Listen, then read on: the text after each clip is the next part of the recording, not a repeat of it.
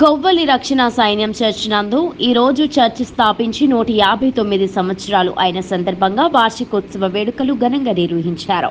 రక్షణ సైన్యం సంఘము దేశవ్యాప్తంగా 1865 సంవత్సరంలో జూలై 2వ తేదీన లండన్ నాటింగ్ హోమ్లో ప్రారంభమై ఇప్పటికీ 134 దేశాలలో బ్రబలి సువార్త, సాంఘిక సేవ, విద్య, వైద్య 4 శాఖలుగా సేవలు చేస్తున్నది. దానికి గాను ఈరోజు కొవ్వలి గ్రామంలో ఉన్న రక్షణ సైన్య సంఘం నందు సంఘ కాపరి మేజర్ కె సుబ్బారావు, మేరుకుమారి ఆధ్వర్యంలో ఉదయం 8:30 సంస్థాపన కార్యక్రమం నిర్వహించి రక్షణ సైన్యం జెండాను ఎగురవేశారు.